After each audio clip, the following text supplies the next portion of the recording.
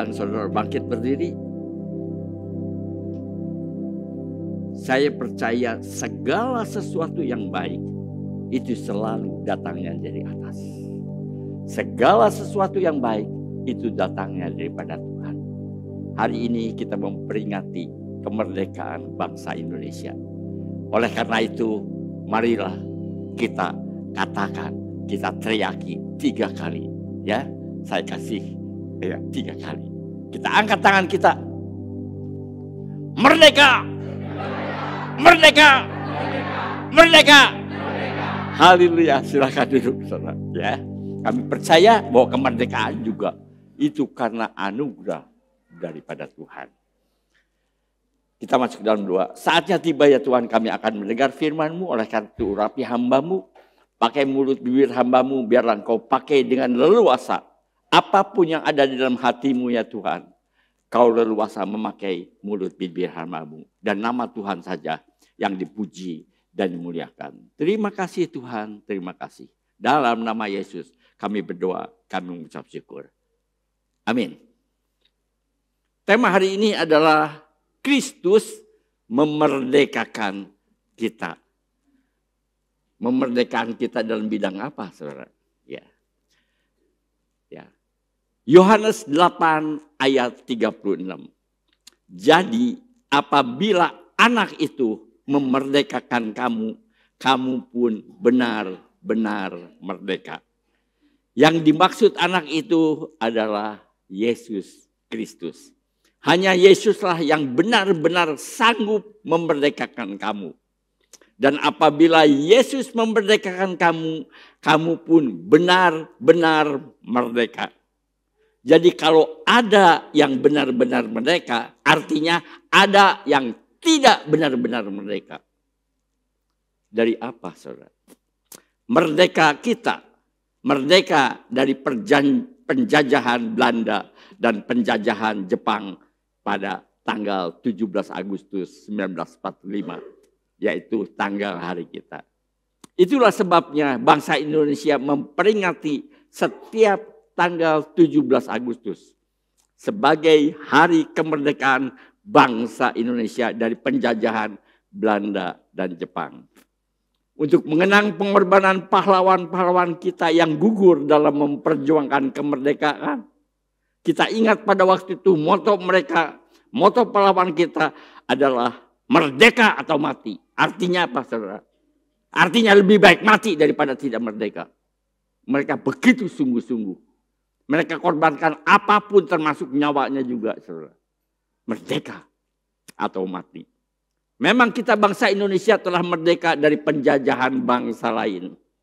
Tapi sebenarnya, saudara, belum merdeka dari kemiskinan, betul ya? Ya, belum merdeka dari keadilan, banyak ketidakadilan. Belum merdeka dari korupsi dan belum merdeka dari intoleransi. Orang ibadah tahu-tahu disuruh tutup, saudara. Masih belum merdeka dari intoleransi. Jadi apa yang dimaksud dengan perkataan Yesus? Kamu pun benar-benar merdeka. Yang disebut benar-benar merdeka itu merdeka dari apa saja, saudara? Yang pertama, saudara, Kristus memerdekakan kita dari ikatan dosa. Kristus memerdekakan kita dari belenggu dosa. Itu yang pertama. Merdeka di sini bukan secara fisik, bukan secara jasmani, tapi secara rohani. Apa yang dimaksud dengan secara rohani, saudara? Dalam Yohanes 8 ayat 34 dikatakan, kata Yesus kepada mereka, aku berkata kepadamu, sesungguhnya setiap orang yang berbuat dosa adalah hamba dosa. Setiap yang berbuat dosa adalah hamba dosa. Jadi yang memfitnah seseorang itu hamba dosa, saudara. Ya. Yang selingkuh itu hamba dosa. Yang hutang tidak bayar itu hamba dosa, saudara. Yang marah-marah itu hamba dosa. Semua orang telah berdosa kecuali Yesus itu sendiri. Hamba dosa itu bukan hamba secara fisik, tapi hamba secara rohani. Hamba dosa itu artinya diperhamba oleh dosa, diperbudak oleh dosa, diikat oleh dosa. Jadi mau tidak mau kita pasti berbuat dosa. Karena bos kita, saudara, sebelum kita dimerdekakan, majikan kita adalah dosa. Meskipun saudara tidak mau melakukan dosa, saudara pasti melakukannya. Karena kita semua hamba dosa. Jadi kita harus tunduk kepada kehendak dosa. Kita harus tunduk kepada kuasa dosa. Rasul Paulus berkata dalam Roma 7 ayat 19 sampai 20. Sebab bukan apa yang aku kehendaki yaitu yang baik yang aku perbuat. Maksudnya Paulus ingin melakukan sesuatu yang baik. Melainkan apa yang tidak aku kehendaki yaitu yang jahat yang aku perbuat. Maunya melakukan yang baik, saudara. Tapi karena kita diikat oleh dosa, karena kita diperhamba oleh dosa, maka justru yang jahat yang kami lakukan. Karena bos kita adalah dosa. Jadi jika aku berbuat apa yang tidak aku kehendaki, maka bukan lagi aku yang memperbuatnya, tapi dosa yang diam dalam aku. Dosa yang bos dalam diriku. Membuat aku akhirnya melakukan yang jahat. Dosa yang ada di dalam diriku, itulah yang memperbudak aku. Itulah yang memperhamba aku. Keinginan aku sih berbuat baik, saudara. Tapi justru yang jahat yang aku perbuat. Karena aku di bawah kuasa dosa. Itulah sebabnya aku berkata dalam Roma 7:24 sampai 25. Aku manusia celaka. Ya, gimana enggak celaka, saudara? Aku pengen melakukan yang baik, tapi yang jahat yang aku lakukan. Siapakah yang akan melepaskan aku dari tubuh maut ini? Tapi syukur kepada Allah. Oleh Yesus Kristus Tuhan kita. Rasul Paulus berkata, aku manusia celaka. Tapi syukur kepada Allah oleh Yesus Kristus Tuhan kita. Ia yang telah memerdekakan aku dari belenggu dosa. Ia telah memerdekakan aku dari kuasa dosa. Yesus yang memerdekakan. Dalam Roma 6 ayat 18 dikatakan, kamu telah dimerdekakan dari dosa dan menjadi hamba kebenaran. Siapa itu kebenaran? Yesus itu sendiri. Semua manusia terikat oleh dosa. Semua manusia diperbudak oleh dosa. Artinya mereka tidak merdeka. Kalau tidak merdeka, bagaimana mungkin mereka memiliki kehendak bebas? Ya. Bagaimana mungkin mereka bisa memilih yang ini atau yang itu? Tidak mungkin orang yang terikat memiliki kehendak bebas. Tidak mungkin orang memiliki free will. Jadi kita harus terlebih dahulu dimerdekakan oleh Yesus. Barulah kita memiliki kehendak bebas. Barulah kita memiliki free will. Orang sering membanggakan tentang kehendak bebas. Kalau dia sendiri terikat oleh dosa, bagaimana mungkin dia bisa bebas? Bagaimana mungkin dia bisa memilih untuk merdeka?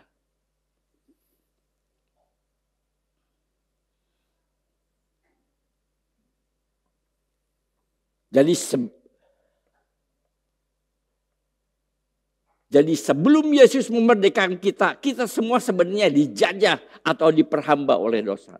Jadi mau atau tidak mau, kita pasti berbuat dosa. Seperti apa yang dikatakan oleh Rasul Paulus. Saudara.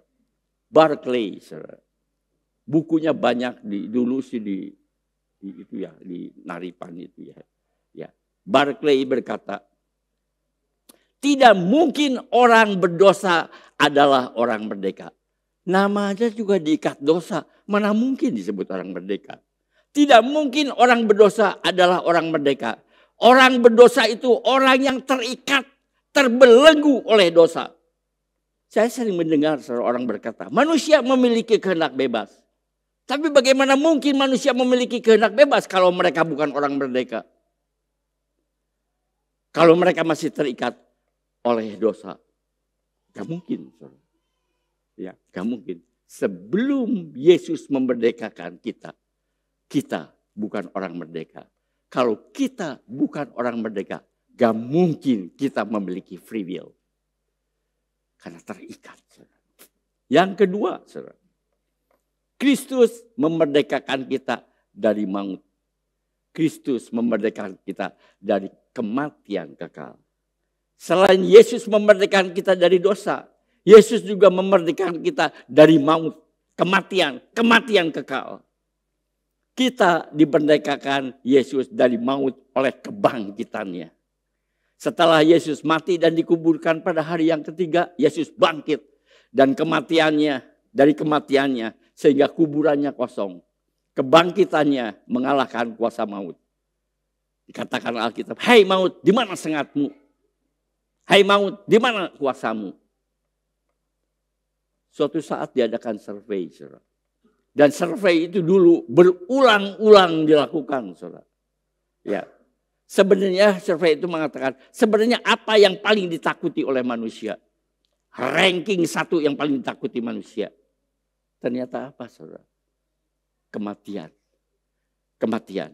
Karena tidak ada orang yang sudah mati bangkit kembali. Dan menceritakan apa yang terjadi di sana. Kabar burungnya sih ada, saudara. Sasus itu ada. Mengatakan ada orang yang sudah mati bangkit kembali dari kubur. Dan mengatakan apa yang terjadi di sana. Tapi ternyata setelah diselidiki, mereka tidak bisa memberi pertanggungjawaban. Dalam Ibrani 2 ayat 15. Dan supaya dengan jalan demikian, ia membebaskan mereka yang seumur hidupnya berada dalam perhambaan, perbudakan oleh karena takutnya kematian. Ya, takut semua kematian. Saya ingat saudara, waktu Maria potong rambut, ya dia cerita. Akhirnya kesimpulannya, dia tuh takut sekali oleh kematian. Takut sama mati. Ya. Ia membebaskan mereka yang seumur hidupnya berada dalam perhambaan, perbudakan. Oleh karena takutnya kepada maut. Saya ingat kesaksian Pak Benyamin, saudara. Waktu membesuk seorang yang akan meninggal. Waktu dia datang, saudara. Siang mau meninggal itu, memang gak lama kemudian Pak Benyamin lihat sendiri dia meninggal, saudara. Pada waktu dibesuk, saudara, dia bilang gelap. Waduh, gelap, bisa nyalain lampu. Semua anaknya, istrinya berkata, "Pak, semua lampu sudah dinyalakan. Enggak gelap, Pak. Terang, Pak, terang." Enggak lama dia berteriak lagi, panas, pasang AC-nya. "Pak, ini udah di setel sampai 16. Udah paling bawah, Pak. Udah paling bawah. AC sudah di setel semuanya." Tapi dia ribut panas. Dan kemudian apa, saudara? Dia mati. Ia belum mati waktu itu. Tapi suasana kematian sudah ia rasakan. Suasana kematian sudah mencengkram dia. Karena dia adalah milik si iblis. Kita dimerdekakan dari maut karena Yesus mengalahkan maut. Apa itu maut? Apa itu kematian? Maut adalah upah dari dosa atau akibat dari dosa. Kalau Adam dan Hawa tidak berdosa, maka mereka bisa bertemu dengan kita. Bisa ngobrol sama kita. Nggak peduli umurnya ribuan tahun, saudara. Karena mereka tidak akan pernah mati. Allah berkata, kalau kamu makan buah itu, kamu akan mati. Jadi kalau mereka taat kepada larangan Allah, tidak makan buah itu, mereka tidak akan mati, saudara. Karena dosalah yang mengakibatkan kematian. Tuhan mendesain, Tuhan menciptakan manusia itu tidak mati. Dosa itu yang menyebabkan manusia menjadi mati. Tanpa dosa kita manusia kekal. Tanpa dosa kita tidak pernah akan mati. Itulah beda utama kita manusia dengan binatang. Binatang mati, the end, selesai. Manusia mati, tidak selesai. Mereka akan pergi. pergi kemana saudara?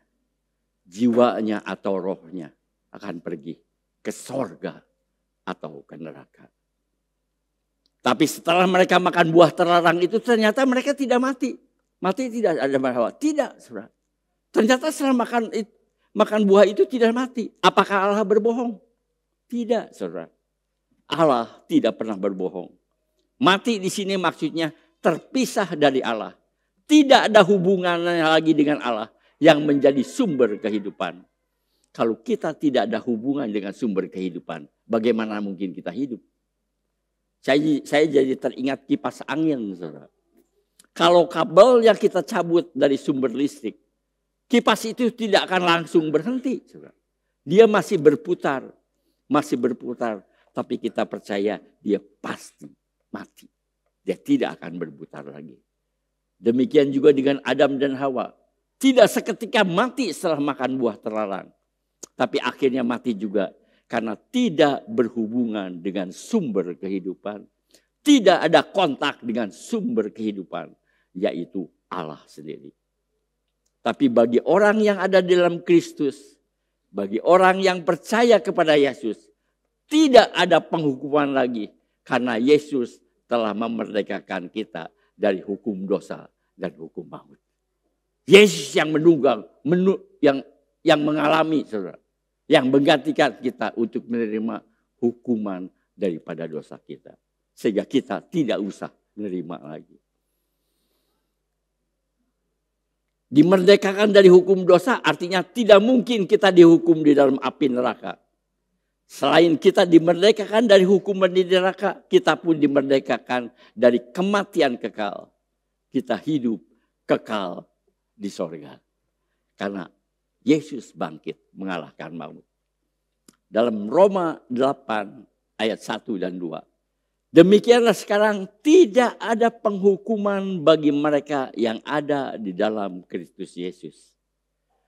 Roh Kudus yang memberi hidup telah memerdekakan kamu dalam Kristus dari hukum dosa dan hukum maut. Kita bebas, kita dimerdekakan dari hukum dosa dan maut. Jadi dosalah yang membuat manusia mati. Karena Adam dan Hawa berdosa, maka seluruh keturunannya juga berdosa. Karena manusia berdosa, maka mereka semuanya suatu saat pasti mati. Karena upah dosa adalah maut atau kematian.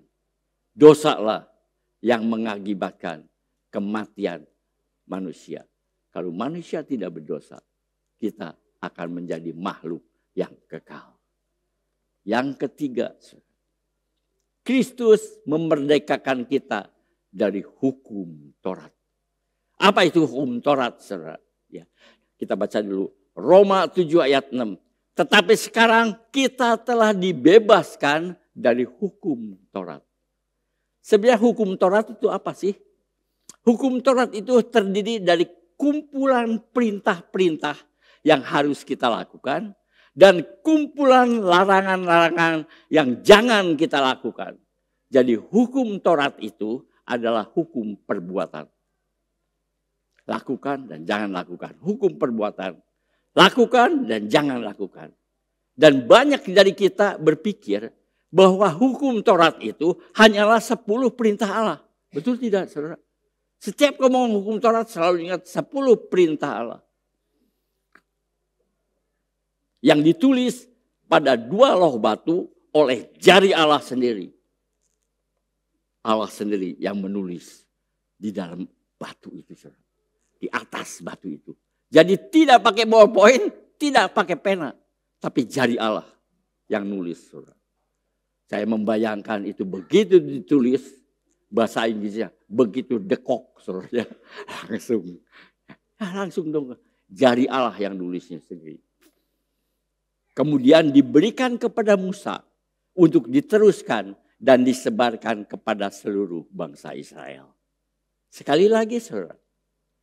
10 perintah Allah itu termasuk hukum Taurat. Benar, saudara. 10 perintah Allah itu termasuk hukum Taurat. Tapi bukan hanya 10 perintah saja, saudara. Saudara ingin tahu berapa hukum Taurat itu? Ada berapa? Jumlah hukum Taurat itu adalah 613 hukum. Ada 613 hukum. Itu yang disebut hukum Taurat. Bayangkan, satu saja gagal, kamu tidak bisa melakukan hukum Taurat. 613. Jadi kalau saudara berpikir hukum Taurat hanya 10 perintah Allah, salah. Memang 10 perintah Allah adalah hukum Taurat. Tapi total dari hukum Taurat ada 613. Bayangin saudara, saudara harus lengkap bisa melakukannya 613 hukum. Tidak ada seorang manusia pun yang dapat melakukannya atau menggenapinya. Baik hukum perintah maupun hukum larangan. Hanya satu yang bisa, yaitu Yesus. Karena Yesus adalah 100% Tuhan dan 100% manusia. Bahkan menurut saya,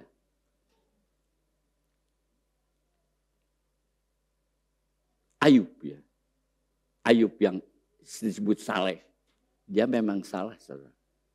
Tapi tidak mungkin dia bisa melakukan taat kepada hukum Taurat. Jadi kalau kita pikir hukum Taurat itu menyelamatkan kita, percuma saudara. Satu yang tidak bisa dilakukan dari 600 itu.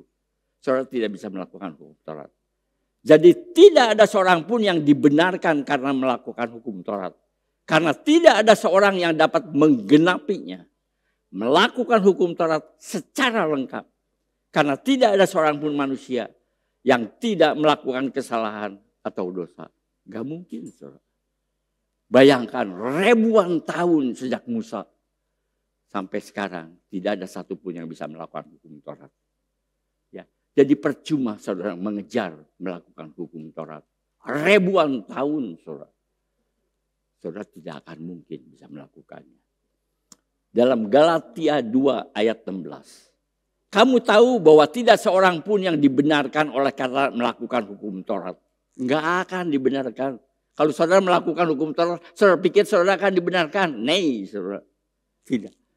Tapi hanya oleh karena iman dalam Kristus Yesus. Enggak ada, saudara. Enggak ada. Tapi Yesus menggantikan kita. Dia yang melakukan hukum Taurat itu. Dia yang melakukan. Jadi kita yang ada di dalam Kristus, kita bisa diselamatkan. Bukan kita yang melakukan hukum Taurat. Tapi Yesus yang menggenapi hukum Taurat. Setiap dosa harus dihukum. Dia melakukan dosa. Upah dosa adalah mati. Yesus mati. Semuanya. Tetapi hanya oleh karena iman dalam Kristus Yesus. Mengapa hanya oleh karena iman? Karena lewat perbuatan itu udah gak bisa. Ribuan tahun sejak zaman Musa. Tidak ada satupun yang bisa. Oleh karena itu percaya bahwa Yesus menanggung hukuman atas dosa kita. Percaya Kristus yang menggenapi hukum Taurat. Sebab itu kami pun, ini kata-kata Paulus, telah percaya kepada Kristus Yesus. Supaya kami dibenarkan oleh karena iman dalam Kristus. Karena lewat perbuatan udah gak bisa. Saudara. Satu-satunya percaya Yesus menggantikan kita. Itu yang disebut. Jadi oleh iman kita diselamatkan. Dan bukan karena melakukan hukum Taurat. Bukan karena perbuatan kita. Saudara. Sebab tidak ada seorang pun yang dibenarkan oleh karena melakukan hukum Taurat. Ini bukan pendapat saya, saudara. Firman Tuhan sendiri yang mengatakannya. Saudara bisa baca dan saudara tinggal renungkan. Jadi kalau kita tahu bahwa tidak ada seorang pun yang dibenarkan karena melakukan hukum Taurat. Maka untuk apa hukum Taurat diberikan Allah kepada kita? Bukankah hal itu cuma kasih satu peraturan yang peraturannya tidak bisa dilakukan? Artinya semua manusia akan binasa. Semuanya akan masuk neraka. Buat apa peraturan itu diberikan? Hukum Taurat itu seperti cermin. Hukum Taurat itu seperti kaca cermin. Ya. Untuk apa kita melihat cermin? Untuk apa? Untuk melihat apakah ada yang tidak beres dengan wajah kita. Betul. Lewat apa lagi supaya kita tahu gimana muka kita bersih atau enggak. Seperti seorang wanita yang memakai lipstik. Apakah lipstiknya sudah rapi atau kelebihan? Bukan di bibir saja, kelebihan sampai ke kanan. Ya, Nah, bisa tahu lewat cermin. Tidak melebihi bibirnya atau ada kekotoran di wajah yang harus dibersihkan. Tanpa cermin mana mungkin kita tahu, saudara. Bahasa Inggrisnya mah, ternyata ada mehong di atas dahi. Betul nggak? Mehong saya nggak tahu bahasa Rusia atau bahasa apa. Ya, jadi kita tahu, saudara. Kita hukum Taurat tahu. Harus gini, harus gitu. Iya ya, saya nggak bisa melakukannya. Seperti cermin. Hukum Taurat itu seperti cermin. Bukan kita harus melakukan hukum Taurat. Itulah fungsi cermin. Itulah tugas cermin. Untuk menunjukkan ada sesuatu yang tidak beres dengan wajah kita. Tapi untuk merapikannya atau membersihkannya, kita tidak pakai cermin kan? Kita ngebersihin pakai cermin? Enggak, saudara. Ya, tidak, saudara. Kemudian kita ambil sapu tangan, dikasih sedikit air. Kalau misalnya mehongnya dari minyak, saudara, kita ambil sabun, betul kan? Ngebersihinnya. Cermin sekali lagi hanya untuk menunjukkan ketidakberesan di wajah kita. Itu hukum Taurat. Ngasih tahu ada sesuatu yang nggak beres. Setelah baca, iya ya aku nggak bisa melakukannya. Hanya itu, saudara. Bukan untuk membereskan persoalan di wajah kita. Ngebereskannya mah nggak pakai cermin, saudara. Ngebereskannya bukan taat kepada hukum Taurat, bukan. Dia hanya kita lihat aja, oh gitu. Tapi setelah itu bersihkannya apa? Ambil tisu, ambil sapu tangan, pakai air, bersihin, rapihin semua. Pakai cermin nggak ngebersihinnya? Nggak. Pakai yang lain. Demikian juga dengan hukum Taurat seperti cermin.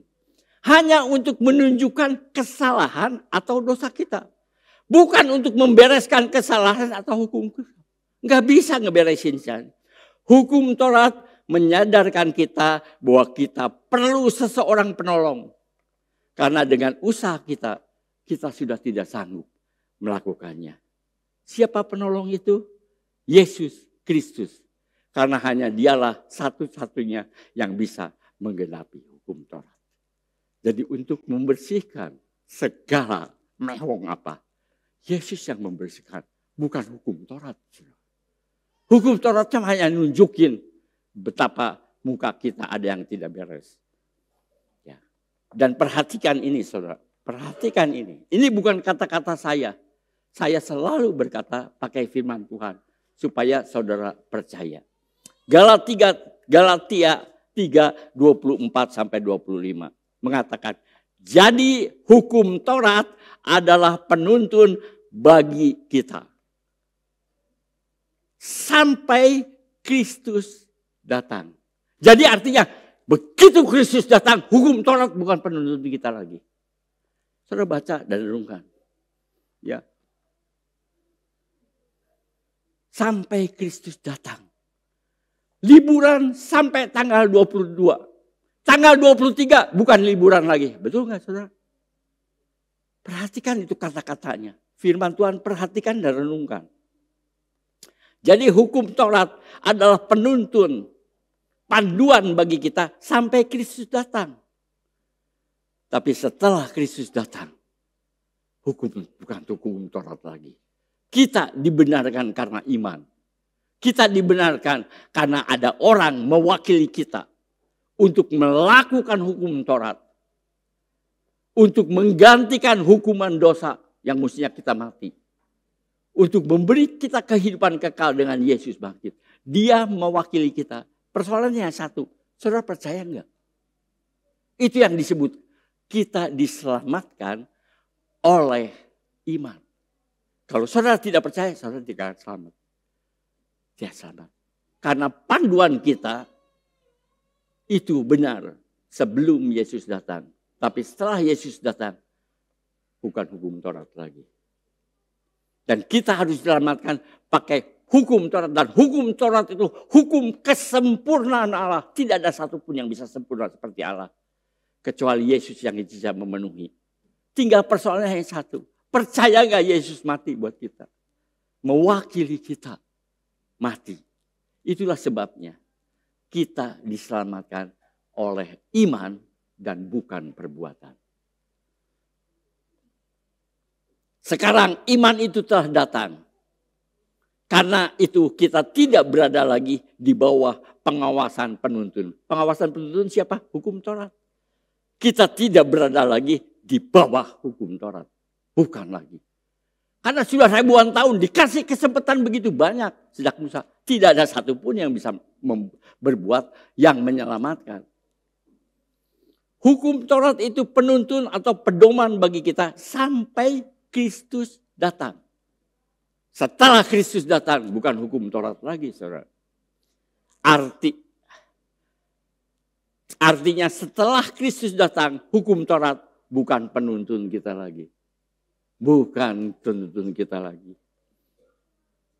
Tidak ada seorang pun yang dapat melakukan hukum Taurat seluruhnya. Jadi tidak ada seorang pun yang bisa dibenarkan karena perbuatannya. Kita dibenarkan karena iman. Percaya Yesus menggantikan kita. Dan seluruh hukum Taurat dipenuhi oleh Kristus. Percaya bahwa Yesus adalah Tuhan dan Juru Selamat. Kita dibenarkan oleh iman. Jadi apakah kita tidak usah melakukan perbuatan baik? Oh kalau gitu jangan buat baik dong. Tentu saja kita harus melakukan perbuatan baik. Pada waktu kita belum percaya Yesus, perbuatan baik kita seperti kain kotor. Saudara ingat kata-kata itu? Beda saudara. Perbuatan baik sebelum kita percaya Yesus dan perbuatan baik sebelum kita percaya Yesus. Beda. Dikatakan sebelum percaya Yesus, semua perbuatan baik kamu seperti kain kotor. Mengapa disebut kain kotor? Karena perbuatan baik kita bermotifkan untuk keuntungan kita. Agar kita masuk surga. Agar kita diberkati. Coba saudara pikirkan. Kalau saudara surga tidak ada. Ya, berkat tidak ada. Kira-kira orang itu mau berbuat baik enggak? Enggak ada saudara. Itu yang disebut perbuatan baik mah. Kamu mau kain kotor. Saya ingat saudara. Orang Singapura sangat populer disebut kiasu. Kiasu itu apa? Kalau saudara minta tolong ke dia, umumnya ya, kata orang aja saudara, umumnya, ya, boleh saya menolong kamu. Tapi kalau saya menolong kamu, apa untungnya bagi saya? Itu yang disebut kiasu. Bukankah kita demikian, kita setia ke gereja untuk apa? Supaya kita masuk surga, supaya Tuhan kasihan kepada kita masuk surga. Surganya enggak ada. Enggak, saya enggak akan melakukan perbuatan baik. Bukankah perbuatan baik seperti kain kotor, saudara? Karena kita berbuat baik, karena mengharapkan sesuatu. Sesuatu itu tidak ada, tidak mungkin kita berbuat baik. Itulah sebabnya disebut seperti kain kotor. Semuanya kita lakukan karena ada keuntungan buat kita. Karena ingin masuk surga, maka kita berbuat baik. Kalau tidak ada surga, nggak akan kita berbuat baik. Jadi perbuatan baik kita sebenarnya tidak ada yang tulus. Selalu ada motifnya. Dan Tuhan lihat hati seseorang. Tuhan lihat motif seseorang. Tapi setelah kita percaya Yesus, perbuatan baik kita bukan untuk kita masuk surga. Tidak, saudara. Bukan kita untuk diberkati. Kalau kamu setia, kamu diberkati. Bukan. Karena kita sudah pasti masuk surga. Karena begitu besar kasih dan pengorbanan Yesus. Mestinya aku yang disalib, tapi Yesus yang disalib. Sudah selayaknya kita pun berbuat baik. Seperti Yesus juga berbuat baik kepada kita. Sudah selayaknya kita juga berbuat baik kepada sesama kita. Sebagai tanda terima kasih kita kepada Yesus. Bukan sama sekali untuk keuntungan kita. Tidak, saudara. Kita berbuat baik bukan untuk keuntungan kita. Kita berbuat baik karena dorongan kasih Yesus. Setiap kita mau itu bilang, lihat Yesus mati buat kamu. Begitu masih. Masa kamu gak mau nolong orang lain? Ada dorongan kasih Yesus. Dan Roh Kudus yang mendorong kita untuk kita melakukan baik. Untuk keuntungan kita, tidak. Jadi kebaikannya adalah tulus. Makanya Alkitab berkata, setelah kamu percaya Yesus, kebaikan kamu pasti diberi pahala. Karena motifnya bukan untuk keuntungan kita, tapi karena kasih. Seperti Yesus juga mengasihi kita. Kita telah menerima kasih Allah, maka kita pun mengasihi sesama kita. Itu yang mendorong kita.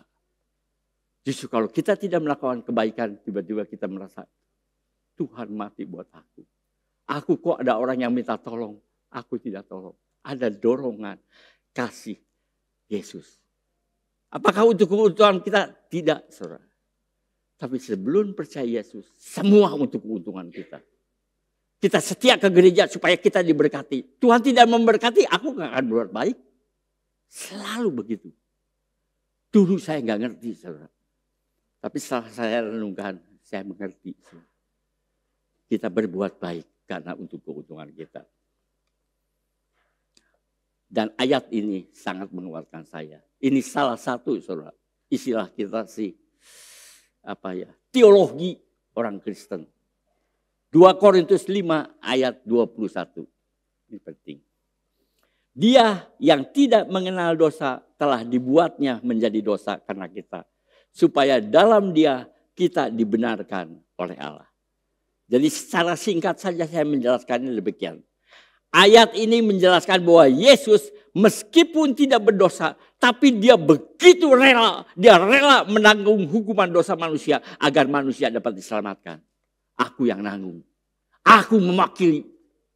Itu yang disebut dijadikan berdosa.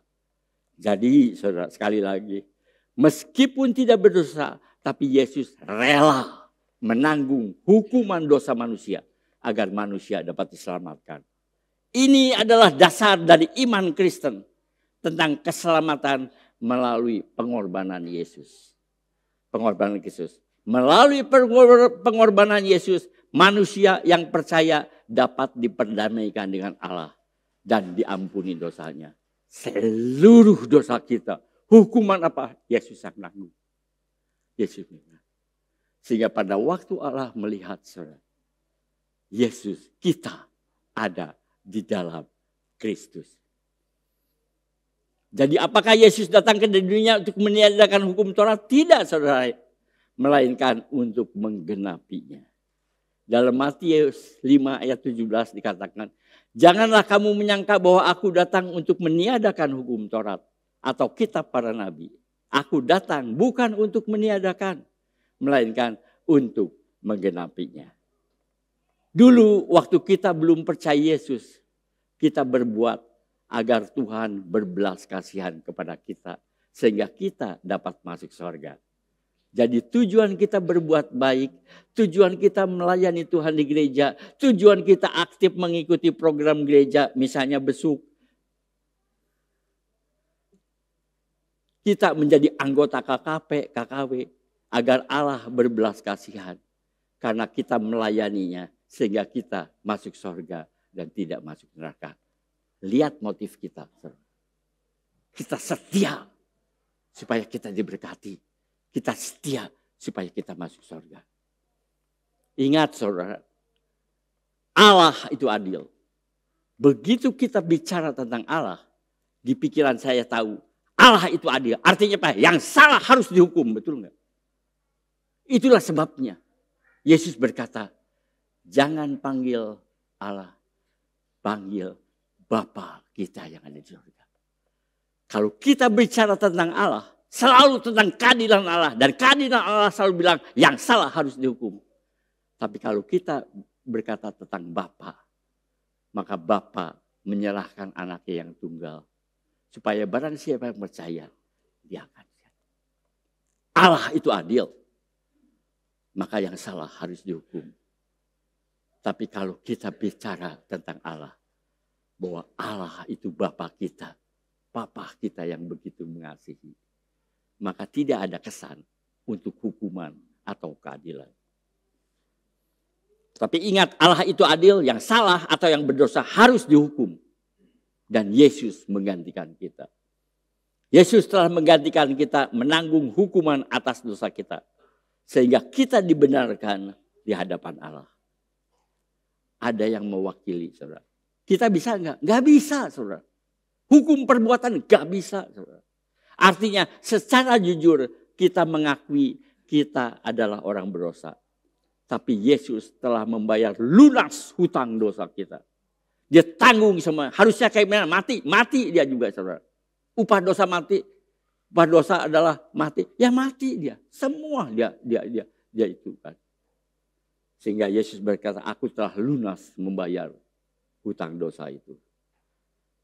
Sehingga kita yang ada di dalam Kristus, kita yang percaya Yesus adalah orang yang dibenarkan di hadapan Allah. Apakah kita tidak berdosa? Sama kita berdosa. Tapi kita dibenarkan oleh Allah. Sehingga kita boleh berseru kepada Allah. Adalah Bapa kami yang ada di sorga. Begitu bilang Bapa, kita akan merasakan kasih Allah. Kita merasakan kasih karunia itu. Bukan hukum Taurat, saudara. Kasih karunia itu melingkupi kita. Orang lain berkata tentang Allah. Kita berkata tentang Bapa. Bapa yang begitu mengasihi kita. Kalau kita selalu ingat tentang Allah, maka kita akan selalu ingat Allah itu adil dan yang salah harus dihukum. Sehingga bagi kita Allah adalah Bapa kita. Kita tidak akan sebut Allah itu Allah yang adil, tapi Allah Bapa kita yang ada di surga. Bapa kita yang begitu mengasihi kita. Bahkan anaknya yang satu-satunya dia korbankan karena untuk menyelamatkan kita semua.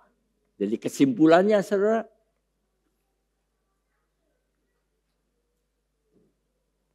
Kristus memerdekakan kita dari belenggu dosa.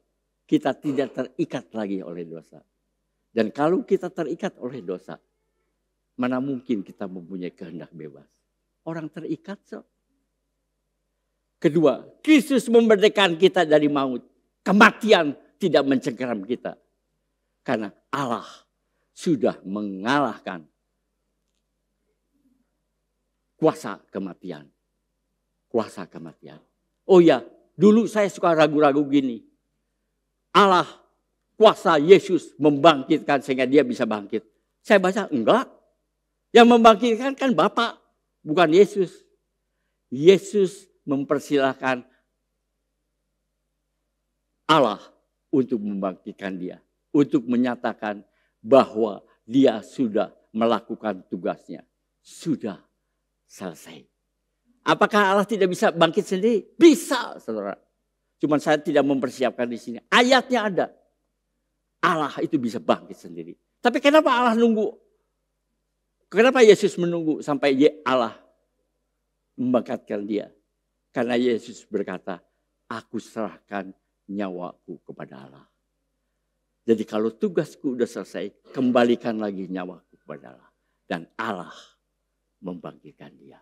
Bukan berarti bahwa Yesus tidak berkuasa untuk bangkit. Yesus berkuasa untuk membangkitkan dirinya. Karena Yesus adalah Allah. Dan yang ketiga, saudara. Kristus memerdekakan kita dari hukum Taurat. Hukum Taurat itu hukum perbuatan, saudara. Dan itu juga mantek di saya. Masa nggak buat apa-apa kamu bisa selamat? Rasanya nggak mungkin, saudara. Saya susah untuk menerima kasih karunia itu. Orang nggak laku apa-apa terus masuk surga, nggak masuk akal. Lama, saudara, saya bisa menerima kasih karunia Allah. Karena apa? Lewat perbuatan kita nggak mungkin bisa melakukannya. Hanya satu, kita percaya semua tuntutan dosa, kematian, hukum Taurat diselesaikan oleh Allah. Sehingga Allah berkorban buat kita. Allah mewakili kita menyelesaikan semua. Karena manusia sudah tidak akan sanggup melakukan hukum Taurat. Allah menggantikan kita. Betapa hutang budinya kita kepada Allah. Kasih karunia. Amin. Saya tutup. Pak, selesai saya tutup. Katanya ada acara lagi.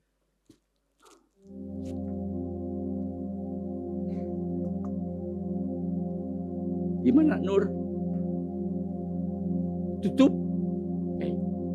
Saya udah saudara bangkit berdiri, kita akhiri. Apa yang saya katakan adalah firman Tuhan. Bukan saya yang ngomong. Bukan ngomong. Hukum Taurat berlaku sampai Yesus datang. Setelah itu hukum iman yang menentukan kita. Itu saja. Bapa kami yang ada di surga, hamba membawakan firman Tuhan dengan banyak kekurangan.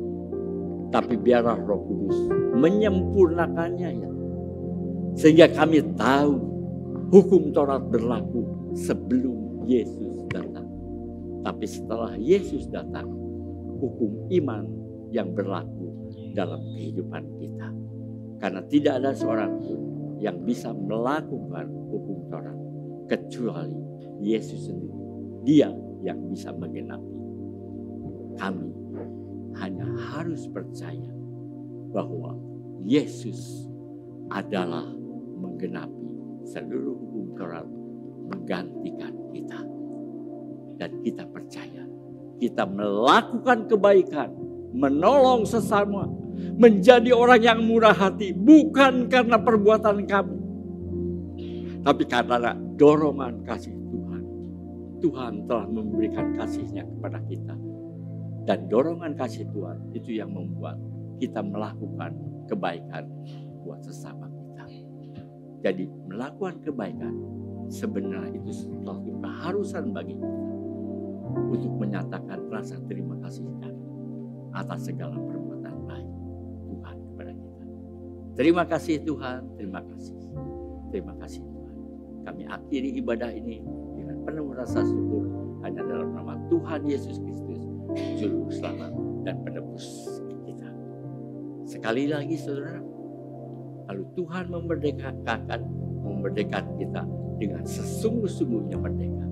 Ada 3 hal saudara. Ya. Dosa kita, memerdekakan kita dari dosa, memerdekakan kita dari kematian, memerdekakan kita dari hukuman. Oleh karena itu, marilah kita sekali lagi kita melakukan 3 kali merdeka. Karena Tuhan benar-benar membuat kita merdeka. Kita angkat tangan kita kepalkan dan kita berkata, merdeka! Merdeka! Merdeka! Tuhan memerdekakan kita. Dan kalau Yesus yang memerdekakan kita, Dia memerdekakan kita dengan sejati-sejatinya, dengan sesungguhnya. Dan sekarang saudara-saudara, marilah kita terima berkat Tuhan. Kiranya berkat dari Allah Bapa, kasih karunia, damai sejahtera dan sukacita daripada Tuhan Yesus dan persekutuannya Roh Kudus menyertai saudara-saudara dari pagi hari ini sampai Maranatha, kedatangan Tuhan Yesus yang kedua kali. Amin.